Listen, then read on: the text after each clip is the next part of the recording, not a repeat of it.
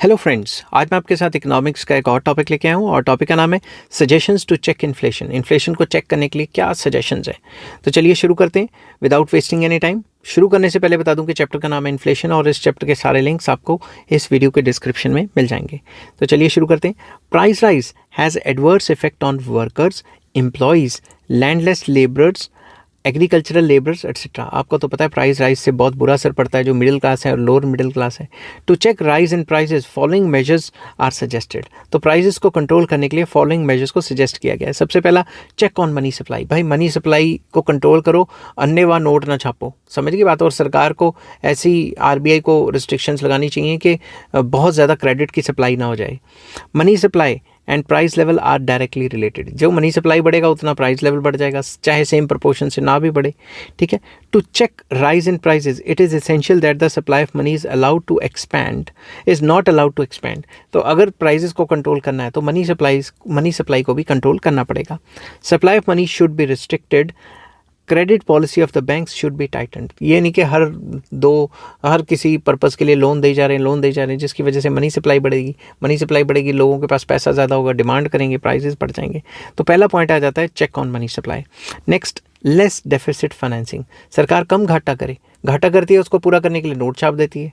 The amount of deficit financing should be reduced to the bare minimum से minimum deficit करे सरकार by levying taxes on agriculture sector, reducing unessential या non-essential expenditure, withdrawing of subsidies etc. the government can bring down the quantum of deficit financing। तो सरकार अपना खर्चा कम करे ना, खर्चा कम करेगी तो क्या होगा, खर्चा कम करने से डेफिसिट फाइनेंसिंग कंट्रोल में आएगी और सरकार को डेफिसिट फाइनेंसिंग को पूरा करने के लिए नए नोट नहीं छापने पड़ेंगे। नेक्स्ट है इंक्रीज इन एग्रीकल्चर प्रोडक्शन बढ़ेगी, सप्लाई बढ़ेगी तो प्राइसेस कंट्रोल आ जाएंगे। To check rise in prices it is necessary to promote growth of agriculture production को बढ़ाना चाहिए। Although with the production of food grains special endeavors should be made to produce more oil seeds, pulses, sugarcane, jute etc. तो जो non food items हैं उनकी भी production बढ़ानी चाहिए, जिससे जो रॉ मटेरियल है, जो एग्रो बेस्ड इंडस्ट्रीज़ हैं, उनको सस्ता मिल जाएगा। Efforts should be made to increase agriculture productivity by using improved seeds, good quality fertilisers, by providing better irrigation facilities etcetera. तो सरकार को जो ग्रीन रेवोल्यूशन में जो सरकार ने स्टेप्स लिए थे, जैसे हाई यील्डिंग वैरायटी सीड्स देना, क्वालिटी ऑफ फर्टिलाइज़र बढ़ाना या इरीगेशन फैसिलिटीज़ वगैरह अच्छे तरीके से देना, उससे भी एग्रीकल्चर प्रोडक्शन बढ़ेगी। By improving agriculture productivity demand and supply gaps in food items can be reduce. तो जो फूड आइटम्स में डिमांड और सप्लाई में गैप चल रहा है वो कम हो जाएगा। It will help to check inflation in food items. तो फूड आइटम्स में इन्फ्लेशन को कंट्रोल किया जा सकता है एग्रीकल्चर की प्रोडक्शन को बढ़ा के। नेक्स्ट आ जाता है increase in the industrial production को भी बढ़ाओ। It is very important to increase industrial production at low cost. Costing कम होनी चाहिए। In the short run a proper production policy should be adopted for further utilization of production capacity in industrial units। तो industrial units अपने full production capacity पे काम करें, इस हिसाब से सरकार को कोई पॉलिसी लानी चाहिए। With a view to increasing industrial production, some long run measures should also be employed, that is कौन से, setting up new industrial units for the production of mass consumption goods। जो mass consumer goods हैं, जो सब consume करते हैं, उनकी production बढ़ाओ। B, greater reliance should be placed on the use of domestic resources rather than imports। बजाय इसके कि बाहर से चीज़ें मंगवाओ, विद इन द कंट्री वो चीज़ें बनाने की कोशिश करनी चाहिए। और सी आ जाता है इसमें, small scale and cottage industries should be developed expeditiously. Simple words में जो सरकार है उसको small scale and cottage industries को एनकरेज करना चाहिए, सब्सिडी वगैरह देनी चाहिए। यूज़ ऑफ मॉडर्न टेक्नोलॉजी करो ताकि कॉस्टिंग कम हो जाए और एफिशिएंसी बढ़ जाए, ताकि इंडस्ट्रियल प्रोडक्शन बढ़े। नेक्स्ट आ जाता है national wage policy, very important. Wages बढ़ा देते हैं, हर तीसरे दिन वेजेस बढ़ाएंगे, डिमांड बढ़ जाएगी, प्राइस बढ़ जाएंगे।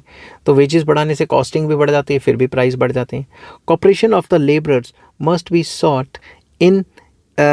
sought to increase the production and check rise in prices in the country। तो जो वर्कर्स हैं, लेबरर्स हैं, उनका भी साथ हमें बहुत ज़रूरी चाहिए ताकि हम प्रोडक्शन को इंक्रीज़ कर सकें और जो प्राइस राइज है उसको चेक कर सकें। Strikes and lockouts should be band. इनको बैन कर देना चाहिए क्योंकि काम नहीं होगा, सप्लाई कम हो जाएगी।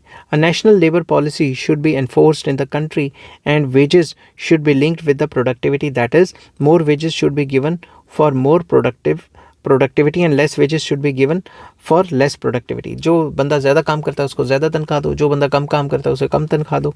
वेजेस को प्रोडक्टिविटी के साथ लिंक कर देना चाहिए, ठीक है। तो नेशनल वेज पॉलिसी लेके आओ जिससे हर तीसरे दिन तनख्वाहें ना बढ़ानी पड़े, जिसकी वजह से जो है वेज इंड्यूस्ड इन्फ्लेशन भी होती है।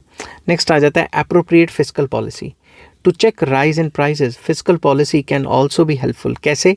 By making proper use of both aspects of fiscal policy, that is government revenue and government expenditure, attempts can be made to check the rising price या rise in price।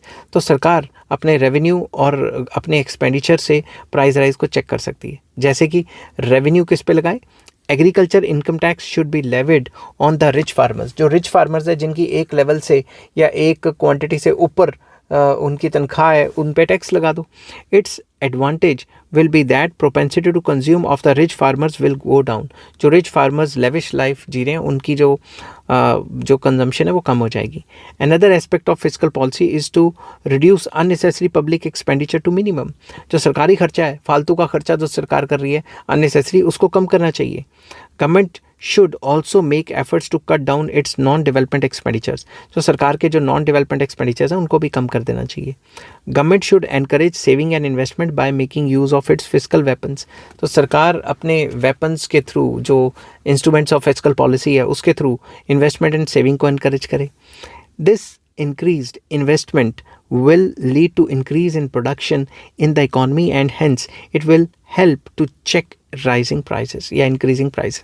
सरकार investment को encourage करने के लिए bonds वगैरह लेके आए या कोई ऐसी स्कीम लेके आए, सब्सिडी दे, जिससे कि कोई पर्टिकुलर एरियाज़ में इन्वेस्टमेंट्स वगैरह बढ़े।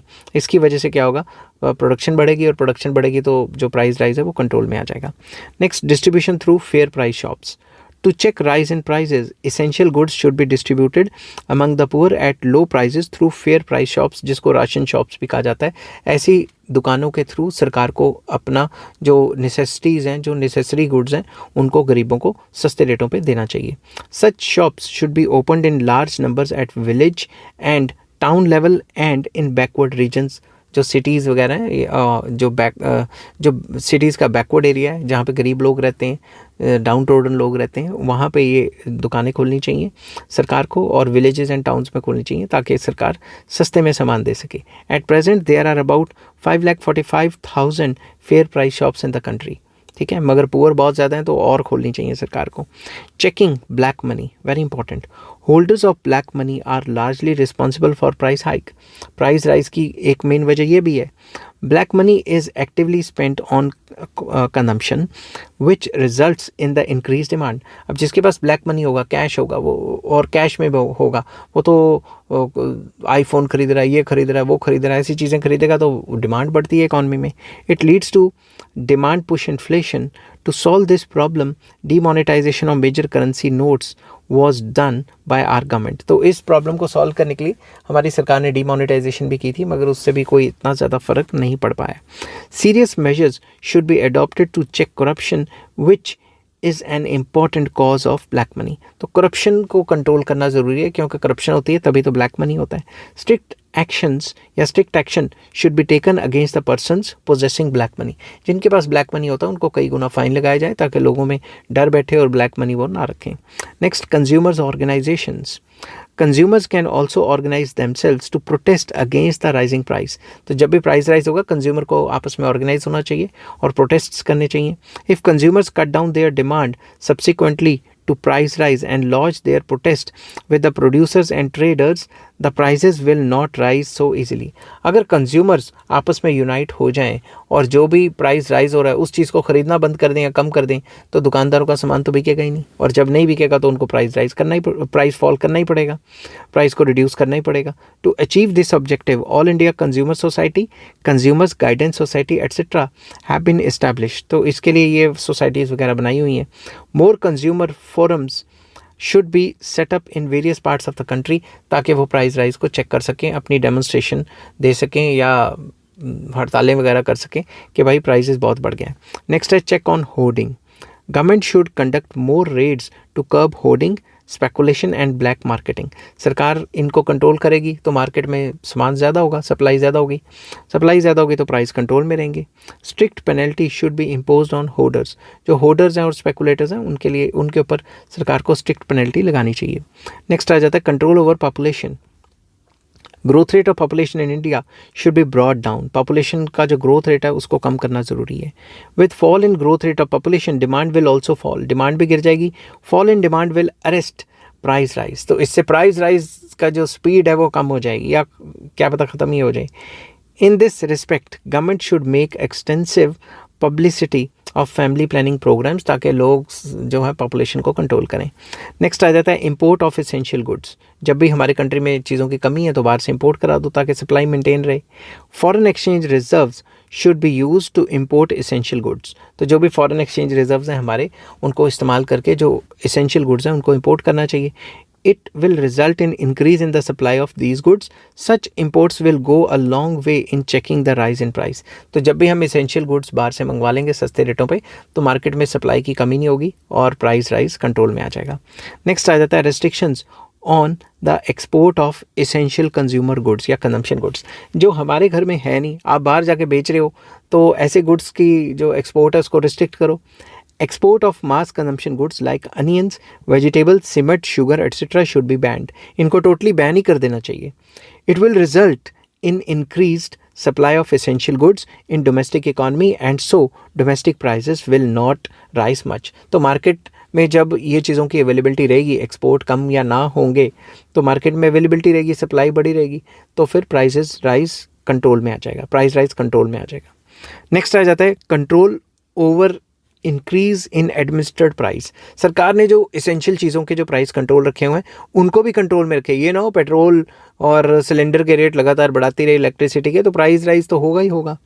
Government should reduce administered prices. जो भी सरकार ने एडमिनिस्ट्रेड प्राइसेस हैं सेट किए हुए उनको और रिड्यूस करना चाहिए। Low administered prices will help to check the excessive increase in price to other commodities. अगर सरकार ये ज़रूरी इसेंशियल कमोडिटीज़ जो हैं, बिजली, पेट्रोल, डीजल, इन चीज़ों के सिलेंडर, इन चीज़ों के प्राइस को कंट्रोल कर लेगी तो बाकी चीज़ों के प्राइस को भी कंट्रोल करने में आसानी होगी। तो कंक्लूड करते, in short problem of rise in prices has put the economist all over the world in a great fix. काफ़ी प्रॉब्लम में ला दिया है। कैसे? It is not only an economic problem but political, social and international problem also, and so it has got to be tackled seriously. तो ये सिर्फ एक इकोनॉमिक प्रॉब्लम नहीं है, ये एक social problem, political problem, over the period of time कुछ ज़्यादा ही कंट्रीज़ में फैल जाए तो इंटरनेशनल प्रॉब्लम भी हो सकती है। तो इसको कंट्रोल करना बहुत ज़रूरी है। If the rise in price is not checked, it might endanger the very existence of capitalism, not only in India but throughout the world. अगर प्राइस राइज को कंट्रोल नहीं किया गया, इन्फ्लेशन को कंट्रोल नहीं किया गया, तो कैपिटलिज्म के ऊपर काफ़ी क्वेश्चन मार्क आ जाएगा और लोग कैपिटलिज्म के रिजीम से तंग पड़ के उसको चेंज भी कर सकते हैं। आई होप ये वीडियो आपको पसंद आई होगी। अगर पसंद आती है तो please like, share and subscribe. Take care, bye bye.